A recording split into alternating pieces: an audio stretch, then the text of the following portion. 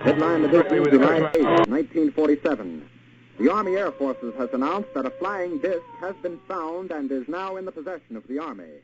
Army officers say the missile found...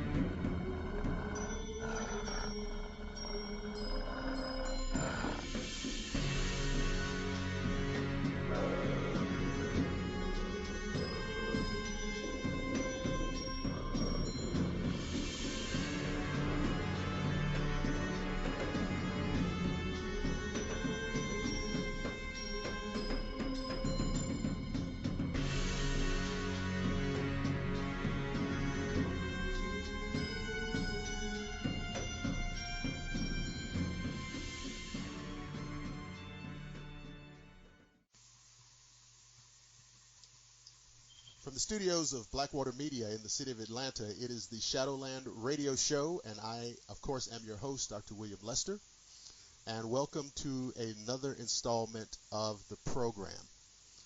I like to start off every show by thanking all of those people, those new listeners who've come in, and of course, the old-time listeners, but everybody, be sure to remember you can hear the show, or you can hear all of the archived episodes on our YouTube page, which is Blackwater Media, and you can see or you can hear all of the episodes archived going back for more than a year. I think it goes back to June of 2014. You can also listen to those same episodes uncut, full length on Google Plus. You can also hear them on Facebook. If you go to Facebook and type in Shadowland Radio Show, we're right there. You scroll down. You read about the guests, you read about upcoming guests, you read about past guests, you listen to the episodes. If you've never heard the show, you go up there and you can just listen forever. And you can also go to the website, which is shadowlandradioshow.com. Again, the same thing. Click on the episodes tab and just scroll down to your heart's content, and everything is there. And just be sure to listen. If you're listening on YouTube, please click on the subscribe link, and that will make me very, very happy. All right, here we go. Now, on this episode, this is a return guest plus a bonus guest. We had Mr. Anthony Holmes on a few months back. Some of you may remember. Not only is he a student of the Institute of Metaphysics, but he is also an independent paranormal researcher, and we're going to be talking about all that, plus a few things, a few updates, a few new things. You do recall from the last time he was on that he had the fortune of meeting and talking with Miss Lorraine Warren and visiting the Occult Museum, the Warrens Occult Museum, which is in Connecticut, I believe. But in addition to Anthony, tonight we're also happy to have his lovely wife, Deena, who is also a student at the Institute, and I hope I'm not talking out of school because I'm going to put it out there. She just finished up a program, and I think she's got a paper to write. That's the last thing she's got to do. So, Anthony and Deena Holmes, welcome to the Shadowland Radio Show. Hey, how's it going? Thank you for having us. Absolutely. So, yeah. Now let's do. Because, I mean, a lot of people heard you last time. Deena wasn't with us last time. So why don't you guys tell the listeners about how, why, when you got involved with the paranormal. I know you've been involved with a group for a while. And I know Anthony told me, or he indicated to me, that they were considering maybe something of a change in direction. So why don't you guys tell the listeners about what's going on with you? Yeah. Okay. Well, again, I'm Anthony Holmes. I've been doing paranormal work now for about, I guess it's about probably a little more than 5 years or so. I grew up around the paranormal things happening um, around me and the family as well. Me and my wife Deena, we've been married about a year. She's just the past year just started getting into the paranormal and also other studies of the unknown. Um, I've worked with two groups, Inspired Ghost Tracking, and recently me and Deena both were a part of Merlin Ghost Trackers, which is part of TAPS family. They handle the cases that come down the pipe to TAPS in the Washington, D.C., Maryland, Virginia area, private cases. So we've been taking care of those. I'll let my wife here introduce herself, and then I will finish. Hello, I am Deena Holmes, and like Anthony said, we've been married for a little over a year now, and he got me interested in doing the research with the paranormal. I've always been interested in it, but never really knew where or how to start getting involved. So he got me interested in it, and so that's why I started taking classes at the Institute, because if I'm going to do it, I want to know what I'm doing. So. Well, and I think you guys are the first husband and wife student team that the Institute has had. We've had some other kind of family combinations, but you guys are the first husband and wife team. But Deena, so you were interested in the paranormal a little bit before you knew Anthony, and so when you met him and you guys, got together, what was it? Was it just, did you discover, there's a whole lot else to this, and your interest just got deeper? Is that what happened? Exactly. Like I never watched any of the shows on TV or any of that before. That wasn't something I was ever involved in. But when he told me what he did and the things that he was doing, I was like, wow, I want to do that. Let's do it. So it's just very interesting. I've learned a lot, and I like keeping my mind open to everything. What happens to a lot of people is like, there's many, many people interested in the paranormal, of course, but when they get involved and they start, maybe investigating, researching, and then they have that moment where they go, oh, it's real. Yes. Because, you may be interested in it on an intellectual level, mm-hmm. but it's not the same as when you see it in real life. No, it's not. And a lot of people don't understand it because, these people, they watch the shows. Maybe they watch something on YouTube or on some website, and they go, oh, wow, that's very interesting. Mm-hmm. And then they go out and they do something, and then they have an experience. And I promise you, if you've never had a paranormal experience, if you've never had a brush with the unexplained phenomena, it absolutely changes you, right? Totally. Totally. It changes you because now your worldview is different because you understand that the world is not quite the way it seems. Right. So that's one of the kind of life-changing things that happens to people in the paranormal. Now, I've been a fan of like Ed and Lorraine Warren. Like I think I first heard about them. I was probably in high school. Oh wow! It was like in the early to mid '80s, and like you guys, I mean, I was curious about the paranormal. I was curious about all kinds of things. But when I read about what their experiences were, I flipped out. Because not only was it interesting and fascinating, it was also horrifying. And it was like, watching a scary movie, reading a scary book, except it was real life stuff. And so I've been following them and their career since that time. And now, last time you were on, Anthony, you talked about going up to Connecticut and meeting and seeing everything and doing it. But since we last spoke, you guys have gone up there again, right? Tell everybody about that. Yeah, we actually went up Halloween night. I think did we go one time after that? I don't remember when you were last on the show, but we were up in July, and then we were... Yeah, we were there in July, and then Halloween night, she had an event.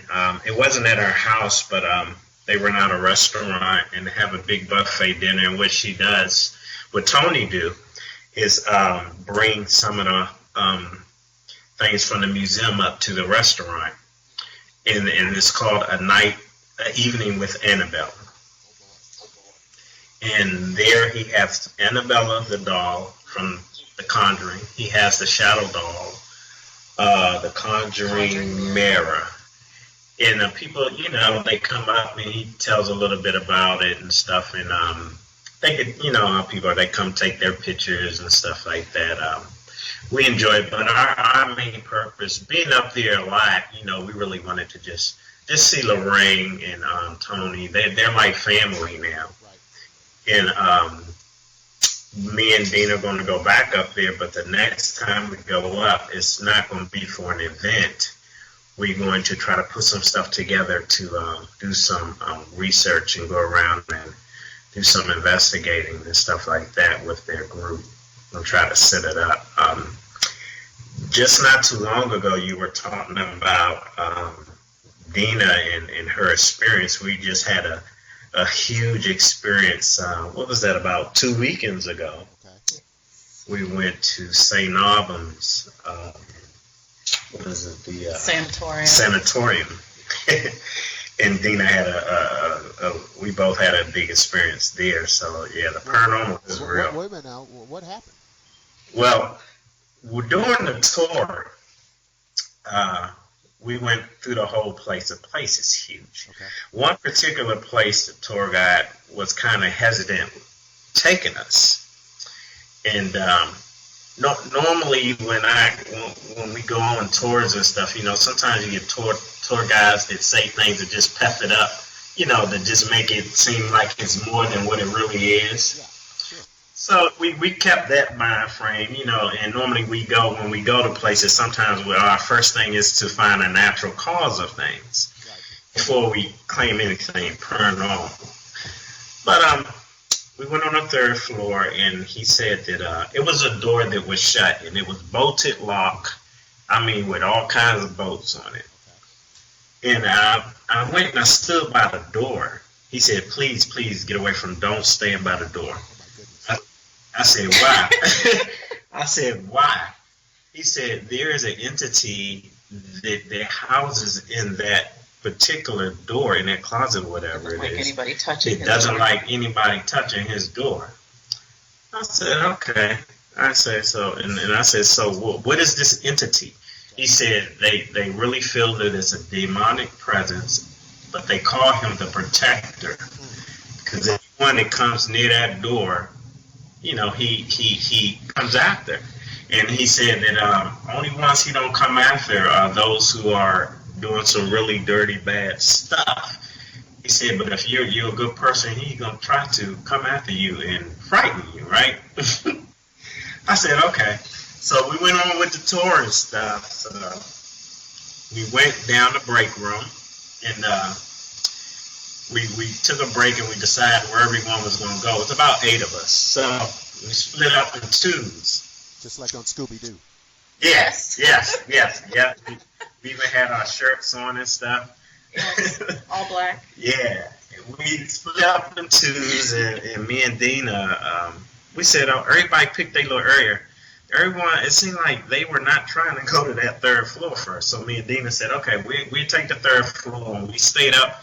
We were going to stay up there for an hour and a half, because we were there from 7 to 4 a.m., 7 p.m. to 4 a.m. So me and Deena went upstairs, and a couple other things happened up there. So we went up, got set up, and started doing the EVP. And just seeing what's there. What we do is kind of introduce ourselves first, and then we'll let the room quiet down and let everything get still, and then go about seeing what we can hear. So we started hearing some light sounds, real light, and I can't remember someone committed suicide up there. So we started putting our attention toward her. And the next thing you know, we heard another. It was like people started running up and down the steps loudly and fast. The sound of that? I mean, fast and loud, like someone was getting ready to attack someone. They were running, and then it'll get quiet. Then you hear it running up and down the steps again, and then you hear other noises that we were able to debunk because you had a window that was open, a shutter that was kind of loose. But as we got quiet, I mean, it got still quiet, and then you heard a boom on that closet door that the guy was talking about. And Deena looked at me, and I looked at her, and we sit there for a while, and you started hearing footsteps coming near us. And then that same door, you hear another boom. And then you started hearing something like someone was trying to bust out the door. Boom, boom, boom, boom, boom, boom, boom. And then all this running up and down the steps you heard right next to us. We were like, wow. So what we did was we walked around the area to see if we could just, debunk any of the sounds. We couldn't find nothing. So we got near the stairwell, and you heard the door again. Boom! And then you started hearing it going crazy again.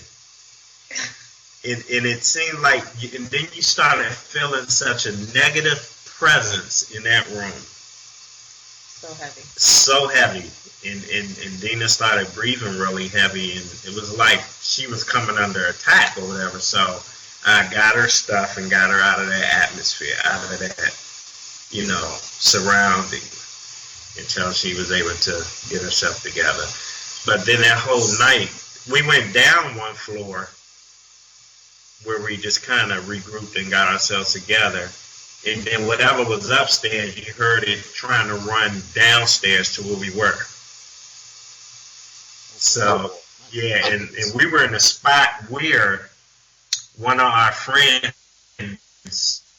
the group, and he got attacked, and this thing possessed him kind of, and they had a hard time with him to the point that he didn't investigate for a whole year. That's how bad it shook him up. So it was a lot going on that night. So when you experience it and see a whole different side of it, yeah, it's real. It's real. And what we decided to do, we've been thinking about this for a while. Is we've been working with groups for a while, and we decided we want to do our own thing. We really don't want to be a part of a group. We want to be a husband and wife team. And we want to do a little bit more than ghosts, because there's a lot of things that exist than just ghosts. We want to broaden our territory. We want to go out and investigate places and go to places and just sit up camp and see what we can find. So we're in a process of getting a list of places to go and checking out some places to investigate. Connecticut is one, and Sedona is another. The Arizona area. All the UFOs you ever want. Yes, exactly. we want to go up to, Superstitious Mountain. Mm-hmm. We want to go up there, Sky Mountains, Camelback, places like that in Arizona, and places in Sedona. And we want to just broaden our area of investigating. And another thing I want to start doing is talking to people, or really finding out about people who have had near-death experiences.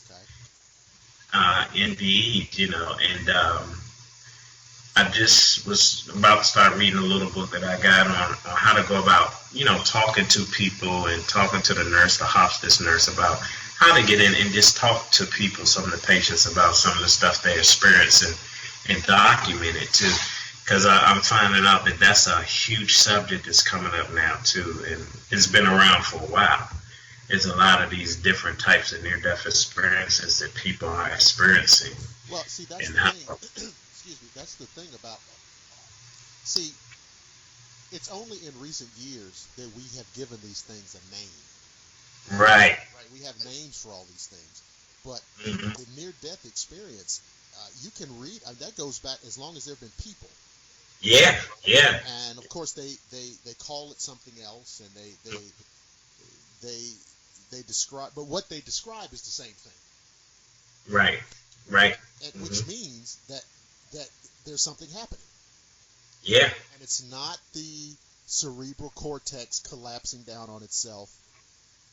Exactly. It's not any of those physiological processes that the debunkers try to attribute it to.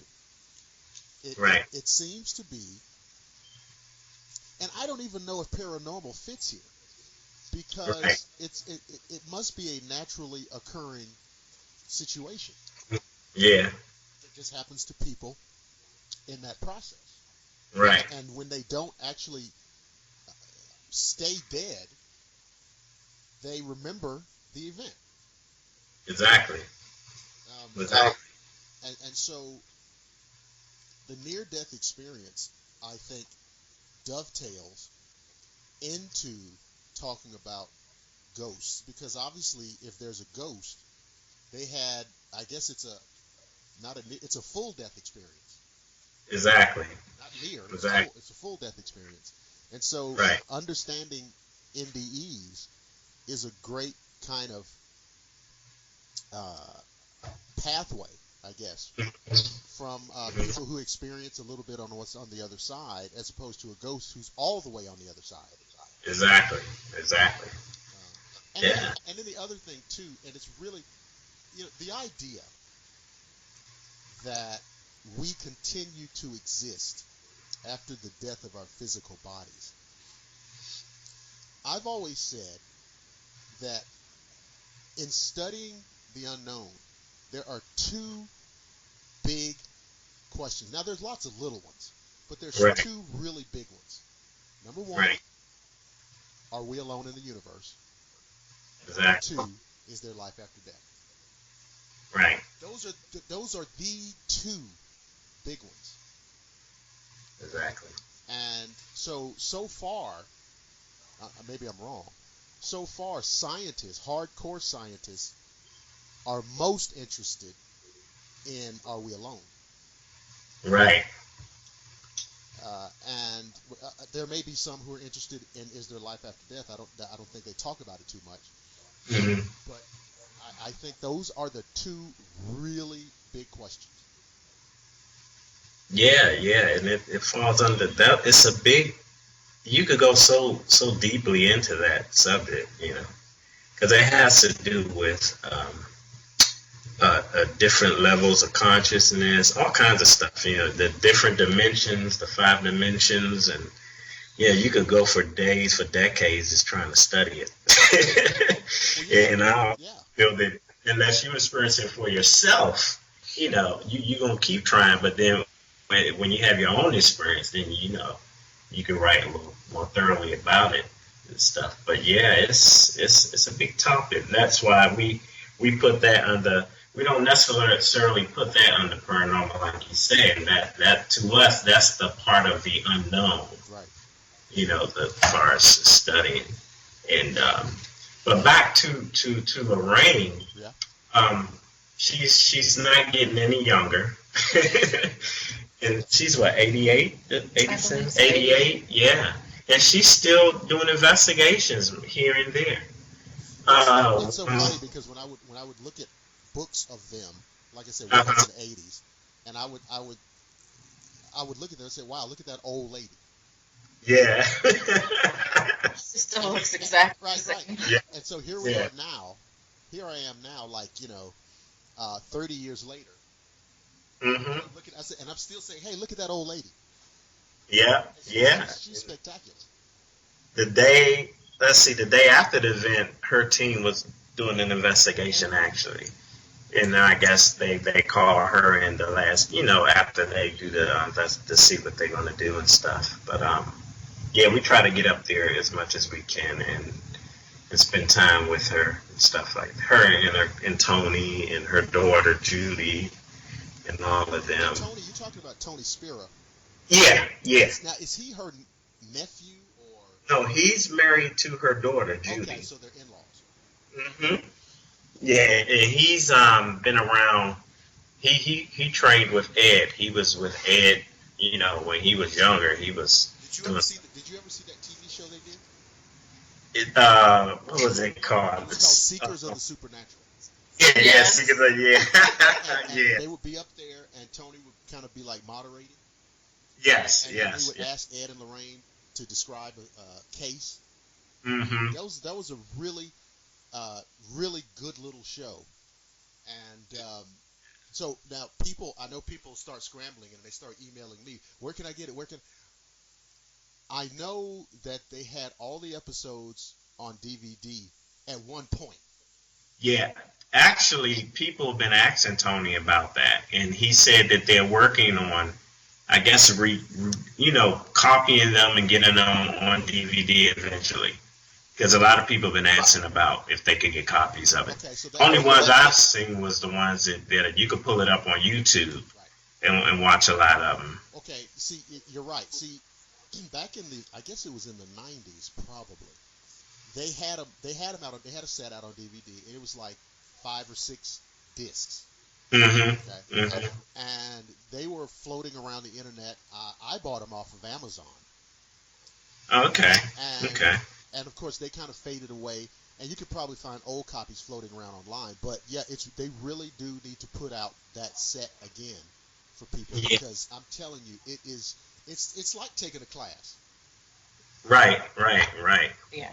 It's like taking a class. And I guess a lot of people, because I've been looking at the Warrens for so long. I mean, I've heard a lot from Ed. And right. Maybe some of the newer people, you really have to go back and listen to Ed, because he was, Lorraine is very soft-spoken. Yeah. Ed was the one really. But yeah, Ed was totally in your face. Yeah. And he would say, I heard Ed, Ed would say things that you could not say, for example, on network television. Right, exactly. All those words, you understand. Yeah. And that's what I liked about it. Yeah. And he was actually a real demonologist. Exactly. And there's a lot of people today, they throw that word around very loosely. Yeah, they do. And it's very real stuff, if you will, and it's very dangerous. It's very dangerous. Now I'm going to say something here. Mm-hmm. I'm going to say that at the Institute we get a lot of phone calls. Right. All right. When we get a phone call from a potential student, I would say that 8 or 9 out of 10 calls, they're asking about the demonology. Yeah. Okay, and I'm always very interested, and I try to talk to them. Why are you interested in this? What are you thinking about? Because it's not something to play around with. Exactly. Not at all. Now, if you want to study and read up on it and get knowledgeable on it for your own edification, that's fine. Mm-hmm. But don't think that you're going to jump up and go out and start confronting things and throwing holy water around the room. Right. You will get yourself, I admonish people. Yes, it's a fascinating topic. Yes, it's very interesting. Yes, it's a very old, ancient subject. That's as old as any belief system.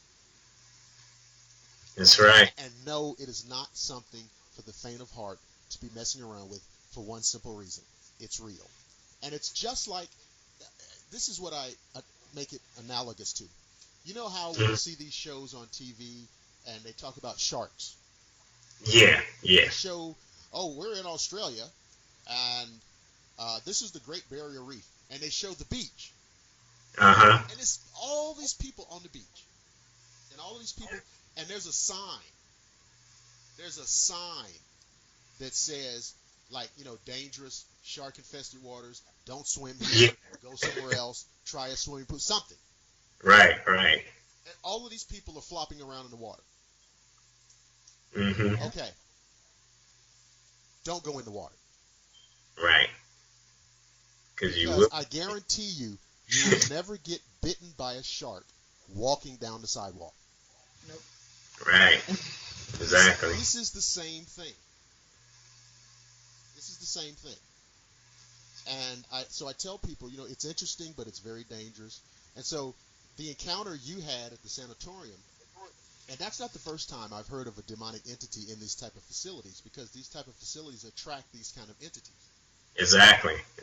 Because of the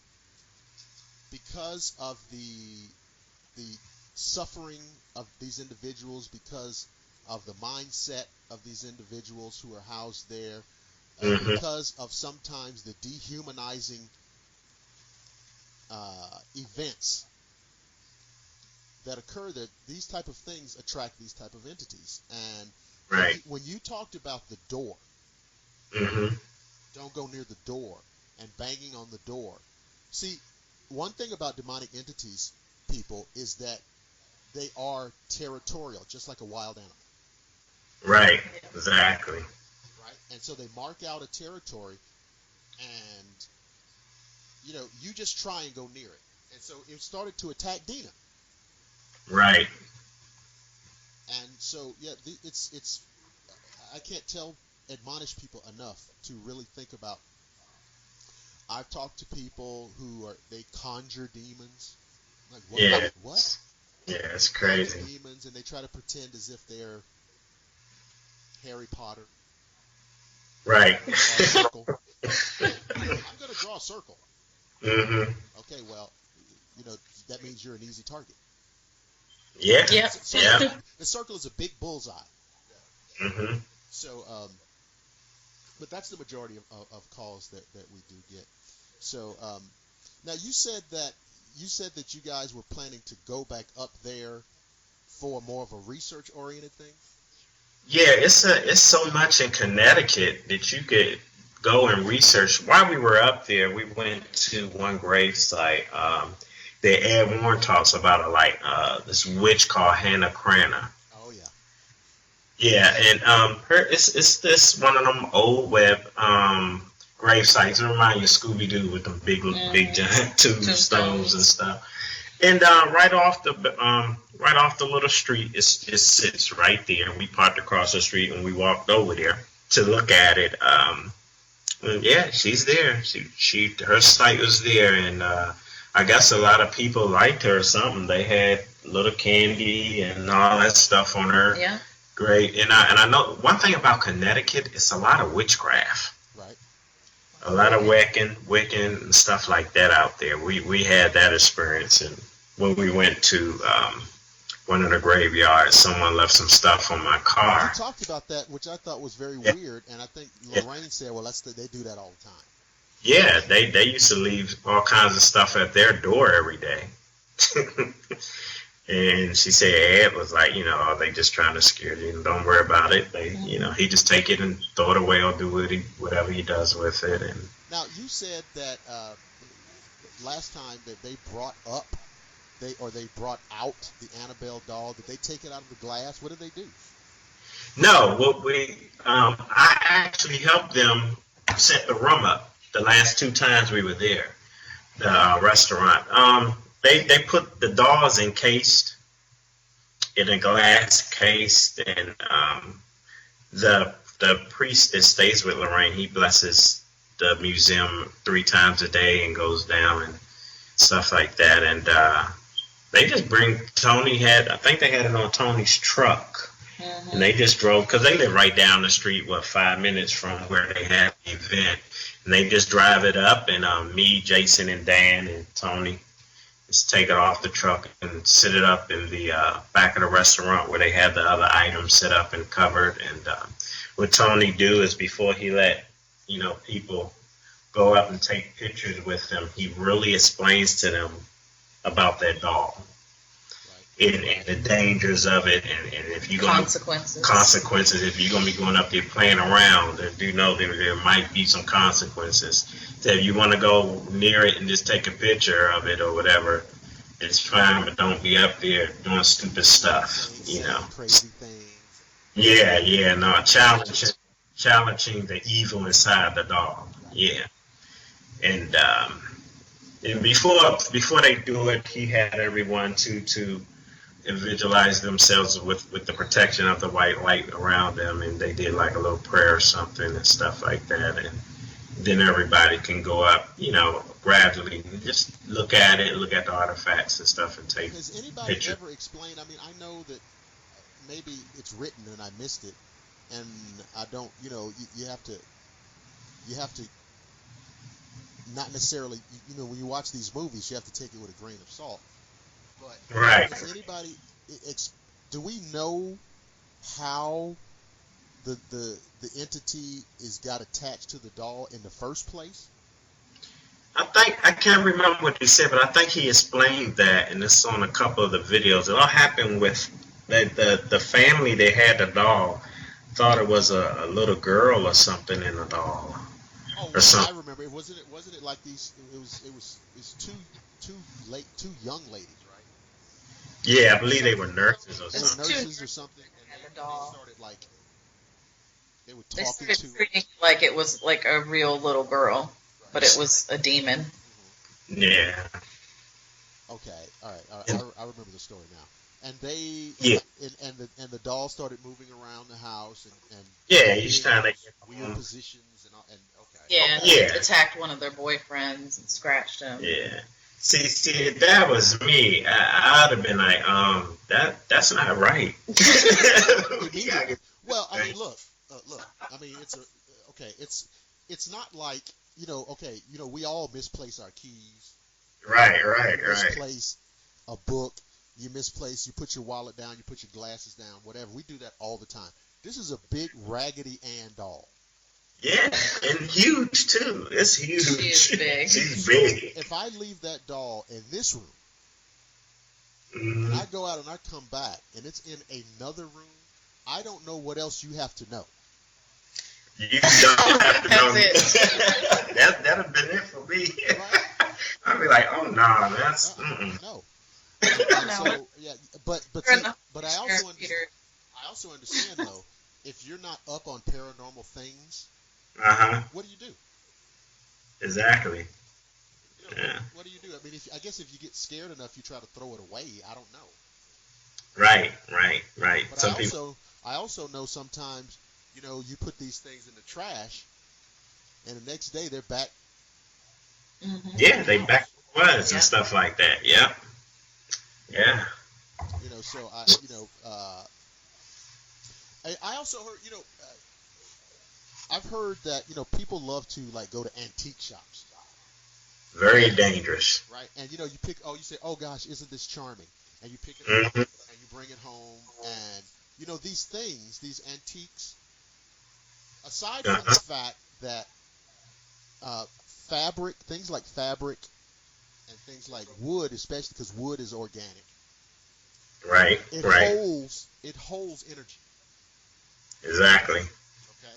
And these things are very old, and you don't really know the history of this thing that you're buying. That's right. You just know that you like it. Yeah. Or the history of who owned the thing. The history of the owner, the previous, or how many might have had 10 owners. Right. Yeah. And so I know it sounds weird to the average person because you're just going through but I'm telling you, you're in the antique shop. These things are old. They have stories. They have memories. And you really do have to be mindful of things that you bring into your house. And sometimes, me and Deena kind of being around a lot of this for a while now, you become sensitive to, certain things. And like if we're around an antique shop and we go in to look around at books or something like that, some of the things in it, you can feel the energy. You could actually look at something and be like, I wouldn't mess with that, about that. There's something ain't right about it, It feels wrong. It's not really hard to tell, but to the average person, they don't know. But when you're around this stuff and studied it a little and stuff like that, you become sensitive to a lot of things because you're starting to understand. And when you understand more, your senses become more alive, and then you start picking up on a lot of stuff. When I was telling you guys about when I discovered about the Warrens when I was in high school, well, the other part of that I didn't say. The reason I discovered it is because, like, my first job was at a very big public library. Oh, okay. Wow. All right. And so there was I don't think they were using the word paranormal. I think they just called it like the occult section. Uh-huh. And I can tell you, and it's funny how if you go into these libraries, you ever notice how the occult section is all the way up around in a corner somewhere away from it? It is, yeah. In the dark. It's always down in the dungeon in the archives. And I can tell you, I flipped through a lot of those books when I should have been working. And I can tell you, you were right about, you pick this up and you look at it and you just want to put it back down. Yeah. You just want to put it back and say, oh man, this I really want to see this, but this just feels crazy. Yeah. And so it is true. There was, I was reading something on, I think I posted it. There's something, this place in Japan, the suicide forest. Yeah. Joss Gates went there, I think. Yeah, Destination Truth. And they had a lot of stuff going. It kind of scared the mess out of them. Yeah, but see, that seems to have opened up, or conjured up out of a book. Wow. There was a book somewhere back in history about this place. And after the book came out, the suicides in this particular forest region started increasing exponentially. Wow. And so now they say that there is between 50 and 100 suicides in this place per year. Yeah. So I don't think you have to be Columbo to figure out that there's something wrong, something in this book that I don't know. Maybe people are reading the book and it's doing something to them. I don't know, but this is what we're talking about. Wow. Yeah, just a book. Yes, it's real. It could be a book or out there, anything. And these art, I have a lot of artwork in my office, and a lot of it is like from different places around the world. Right. And I'm always very careful before I bring something in, and I try to, if not have it, cleansed or cleared or whatever you want to call it. Right. Because I can tell you, I've sat in this office many, many, many, many late nights. Right. And all kinds of things are going on. Wow. It's almost like a party you're not invited to. Exactly. You know what I mean? And the sounds and little movements and things like that. And it's happening. But I guess I took enough precautions just to keep it from going, crazy. Right. So yeah, people, you have to be mindful. And let me say something too. I know you guys have done in your investigations. You guys have done probably quite a lot of EVPs. Yeah, we've done a lot of EVPs. Okay. Tons. People are very fascinated with EVPs, and I saw a trend that I want to warn people about to resist. Do not try to take EVPs in your own house. I agree. I agree. Not. Because, when you're on an investigation, you're trying to get data, and so you do these things. Right. When you do it in your own house, it's an invitation. Yeah, you're inviting it in. And what it will do, if it's of a negative nature, what it will do is string you along. Almost like you are becoming addicted to a drug. Right. It'll give you little pieces of interesting information. You know, and then it'll say, oh, well, you know, tune in tomorrow. Right. You're back tomorrow. And then you're back the next day, and you're back until you're doing it every day. And it's feeding you information that's probably mostly untrue. Right. But it's gaining your confidence. And pretty soon, you're going to get so intrigued, you're going to ask for more. And it's going to trick you into asking it to manifest. Right. This is the cycle, people, that happens in this house. This is how, in some cases, people get caught up in their own house. And they end up calling somebody like Anthony and Deena. Right. And when you go in to investigate, you start asking them questions, and they never admit that they. You know, now tell the truth. Haven't you been on investigations and you're asking people questions, and you have to pull out information? Yeah, I've been on a lot of cases like that. You know, we're asking, have you done any, you know, mess with any Ouija boards or anything like that? No. Then you go in a room, it's a big Ouija board in the closet. Right. And they wondering why stuff is going on in the house. So, because you ain't it in. So there are people, and I've had some on the show. There are people who will tell you, "Oh, there's no problem with Ouija boards. It's fine. It's just a piece of cardboard." Blah, blah, blah, blah, blah, blah. Okay. Right. So how do you respond to that? Oh, when people say that, I just look at it. It's like you know, when you go to a party, it's always someone that comes that ain't invited. When you playing with Ouija boards, you playing with, okay, it's like a phone, you know.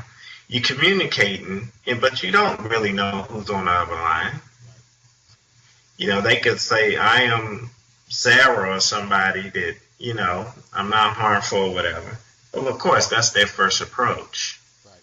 Like to win your trust, you know, stuff like that. And there is dangers in the Ouija board, you know, that if people look at the history of it and stuff, and how it started and what it's been used for, you know, I'm like this, if something passed away in the house, like my own, if something's here, I don't want to know. I don't need to know. Right. It ain't bothering me, ain't bothering it, so be it. But yeah, when we come across people with Ouija boards, we try to tell them to get rid of it. Right. And then we have those who won't. So if we've been in cases where as though they don't want to stop doing what they're doing or get rid of it. I mean, we don't go further with the investigation. Yeah, why are we here? Why are we here if you're not going to, you know? Well, because they want you to fix it and they want to keep doing it. Exactly.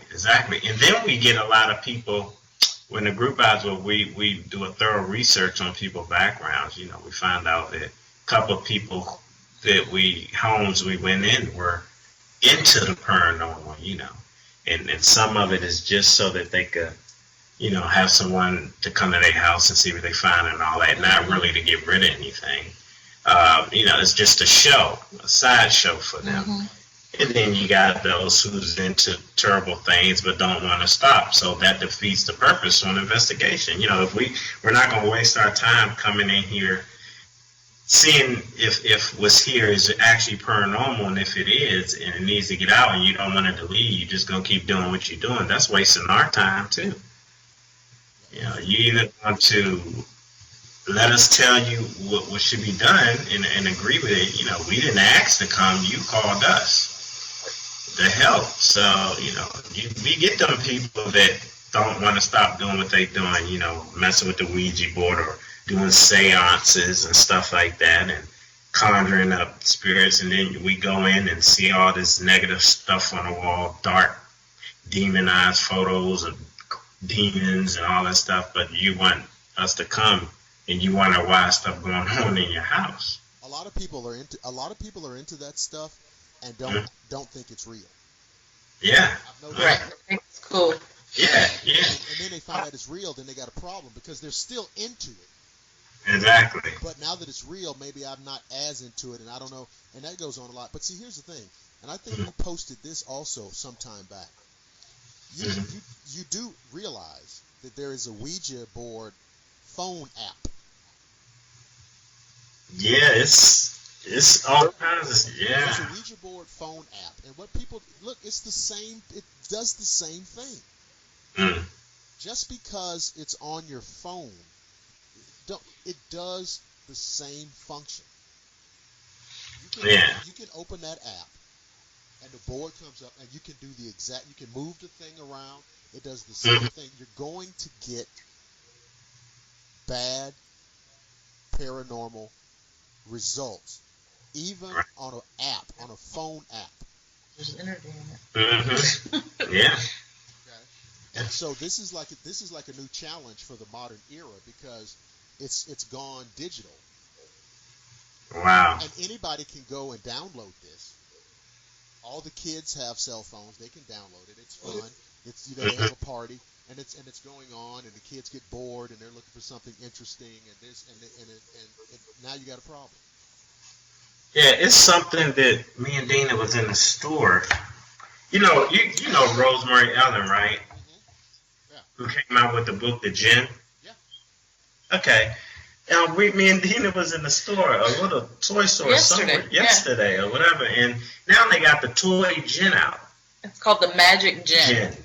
You ask a question. It's like a magic 8-ball. Yeah, little Djinn looking Djinn thing, and kids can ask a question and they answers and stuff like that. And that's just when I look at that, that's the beginning of something else.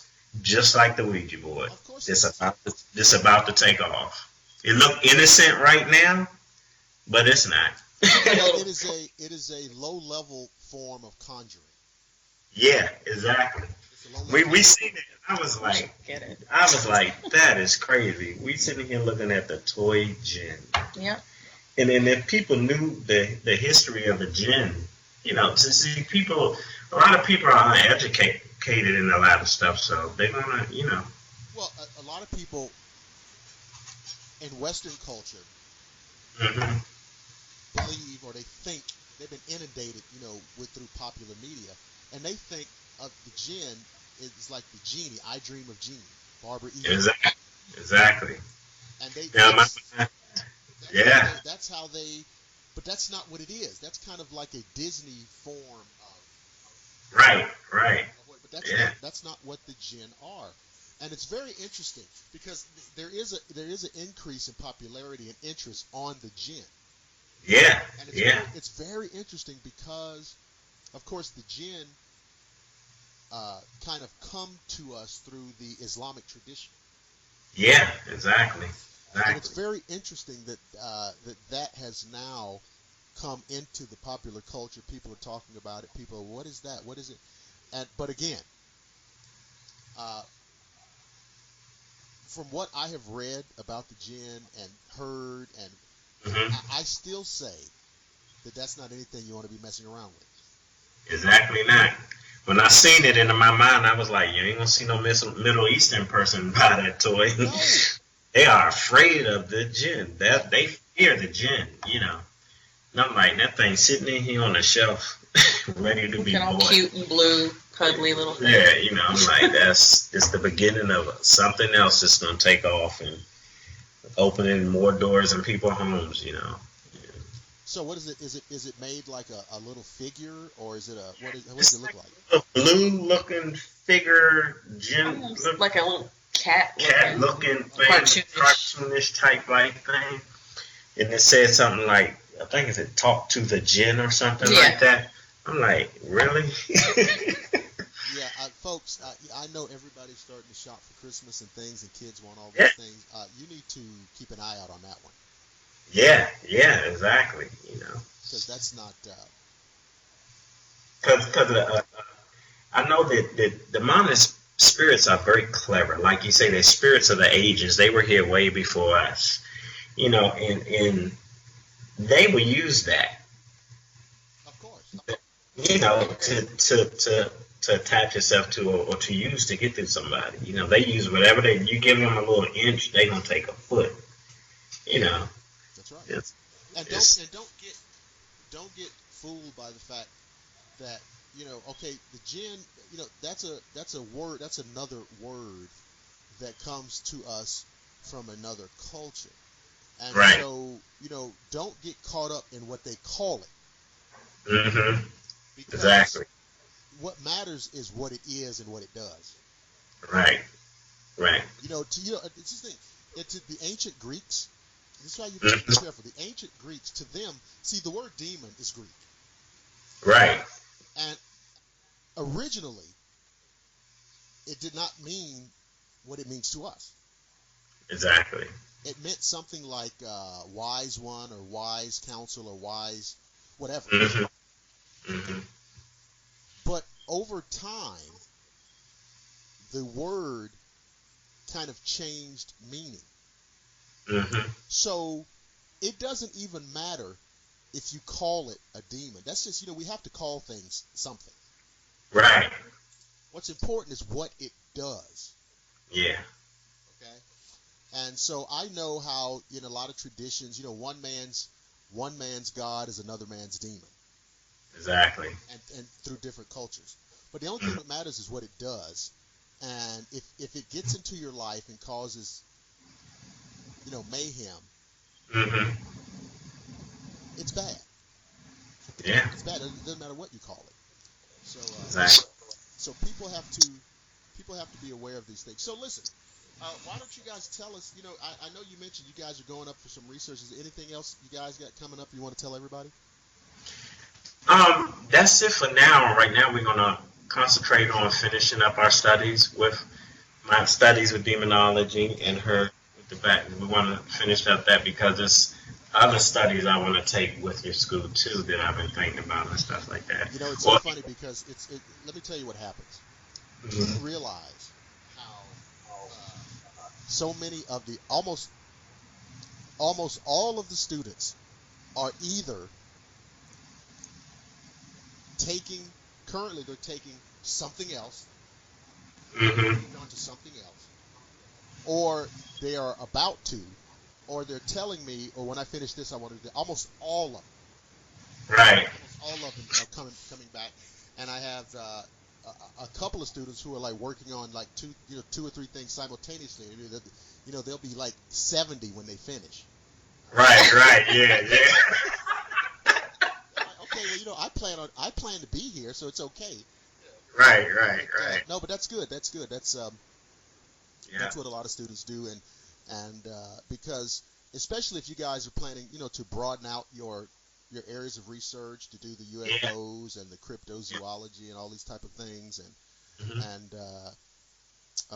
so that'll be good. So listen, ladies and gentlemen, this is the kind of show I like. We have two guests who are also two friends, two students, Anthony and Deena Holmes, who have been with the Institute of Metaphysics for a while. And they are also, they've done research with groups in the past, and now they're looking to go as a husband and wife team, which I think is a really great thing. And they're going to be broadening out their areas of research, maybe take a look at some UFOs, maybe take a look at some cryptozoology. All of these things are going on in the world, and they need really good researchers. So I want to thank Mr. and Mrs. Holmes for being on the show, and of course, as always, we'll get you back in a couple of months and catch up and tell everybody what you're doing and tell everybody your experiences. And I'm really thankful that you guys came on the show. Anytime. Yeah, thank you. Oh, absolutely. So, ladies and gentlemen, we're going to close out the show, and I'm going to remind you again, because no matter how many times I say it, I get the emails, I get the Facebook messages. How do I listen to the show? Okay. YouTube. Blackwater Media. Type it in. You're right there. Get all the shows archived. It's a podcast, so you don't have to worry about, missing it live, because it's all pre-recorded. So that's on Facebook. I'm sorry, that's on YouTube. But we're also on Facebook. Go to Facebook, type in Shadowland Radio Show. Boom, right there, same results. Also, Google Plus. I don't even know how it ended up on Google Plus. But I looked up and it said Shadowland Radio. I said, fine. Cool. That's fine. More and more people can hear on Google Plus. I don't even know what Google Plus is. But the show is on there, and so that means it's okay with me. All right. Also, ShadowlandRadioshow.com, same thing. Click on the episode tab. It's all there. Like us on Facebook. Subscribe to us on YouTube. And it's all fantastic. So, I'm your host, Dr. William Lesser. This is the Shadowland Radio Show. Remember, just because this show is over, you don't have to panic. You don't have to flip out or freak out or go crazy, because I promise I will see each and every one of you again on the flip side.